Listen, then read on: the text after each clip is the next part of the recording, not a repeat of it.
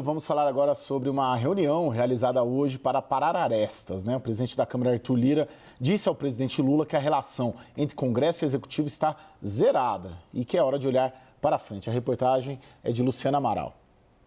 A relação de Lira com o Planalto estava estremecida desde o final do ano passado, quando o presidente da Câmara reclamou do descumprimento de acordos firmados pelo governo com a Câmara dos Deputados. Queixa que ele repetiu essa semana em discurso na abertura dos trabalhos legislativos. Segundo apurou a CNN, Lula se comprometeu a dialogar diretamente com Lira com mais frequência e também colocou o ministro-chefe da Casa Civil, Rui Costa, como interlocutor do presidente da Câmara para assuntos imediatos.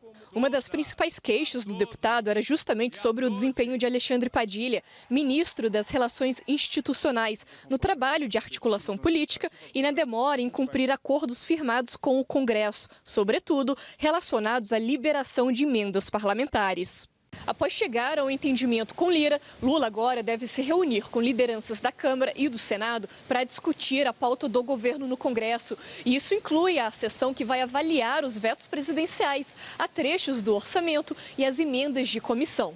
Depois da reunião, Padilha minimizou o rompimento com Lira, mas admitiu que outros ministros podem participar das conversas com o Legislativo.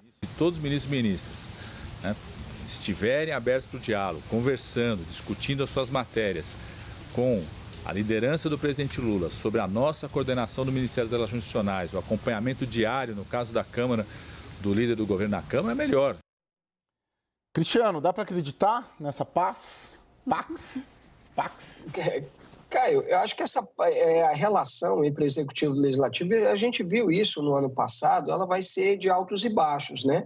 Então, teve baixo agora nessa retomada dos trabalhos legislativos, agora melhora aí antes do Carnaval, o que é bom, porque aí o governo já começa depois do Carnaval com um clima mais azeitado. Mas eu acho que vai ter altos e baixos, dependendo da pauta de votações, à medida que a gente também for se aproximando das eleições e até mesmo da sucessão, da eleição à presidência da Câmara, que acontece em fevereiro do ano que vem. Então, a gente está num momento de trégua, mas eu acho que novos embates aí podem surgir, sim. Ô, Thaís, a agenda econômica deslancha agora? Olha, a coisa teve tanto ruído, Caio, que o objetivo agora é não gerar derrotas ao Fernando Haddad, né? Lembrando que março já chegou, março já é mês que vem, que é quando o governo vai precisar fazer a primeira leitura de receitas e despesas. A coisa não está tão ruim, a arrecadação subiu agora em janeiro, vai subir também em fevereiro, então o governo vai ter algum respiro. Abril tem que entregar já a LDO de 2025, então vem um outro embate sobre como o governo vai lidar com a distribuição dos recursos. Então, tem tem uma agenda, já tem um calendário acertado para pontos de conflito. E até lá, até que venha o recesso e venha o início das campanhas municipais, o Haddad vai ter que trabalhar para, por exemplo, mexer na questão da desoneração da folha de pagamento, se ele vai conseguir, e precisa mexer precisa andar a reforma tributária, né? Quer dizer, o governo não tem pressa em apresentar, até porque é constitucional, ele tem que apresentar o projeto, mas não tem pressa em aprovar, porque se tiver pressa para aprovar, a emenda pode sair bem pior do que o soneto. O Cristiano, da agenda econômica polêmica, que gerou polêmica essa semana, polêmica, modo de dizer, que disputa de poder, de espaço, enfim. Estou falando do PES, que é o Programa de Benefícios para o Setor Produtivo, e da desoneração. Que configuração hoje você trabalha? Né? O PES acaba, a desoneração vai ter uma negociação por um gradualismo, que é o que a equipe econômica defende. Do ponto que tensionou a relação nas últimas semanas, qual a configuração, o cenário de hoje para daqui a 1, 2 meses? Né? Que desenho que o Congresso deve entregar isso como lei vigente mesmo? Caio, para ser bem sucinto, a desoneração ela permanece, vai ter um gradualismo maior.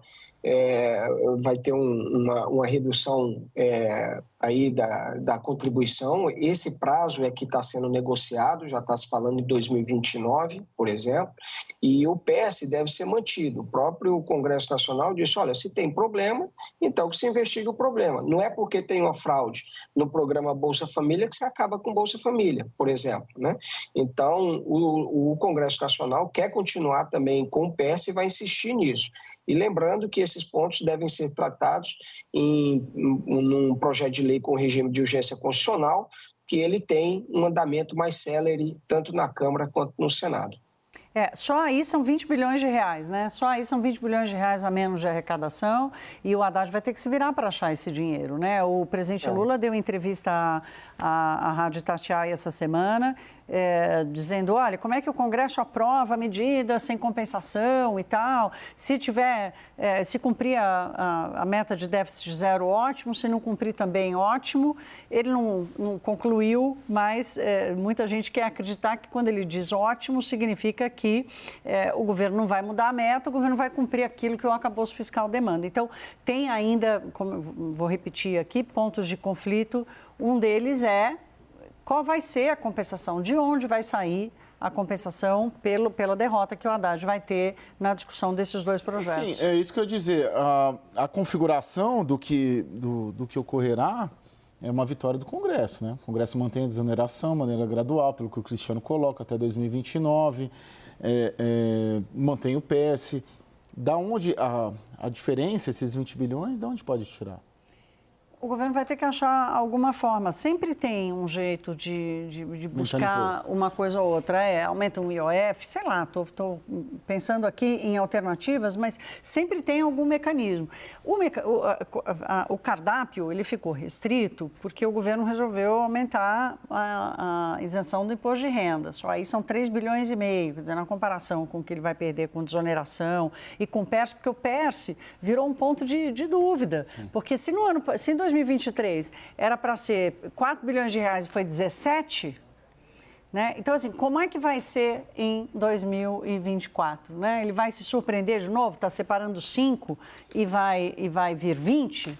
Sim. Então, tem muita dúvida ainda pela frente e o cardápio de opções do governo não é exatamente muito aberto, como já foi em outros tempos. Cristiano, bem brevemente, você vê alguma alternativa de receita para o governo com a perda da receita esperada nesses programas?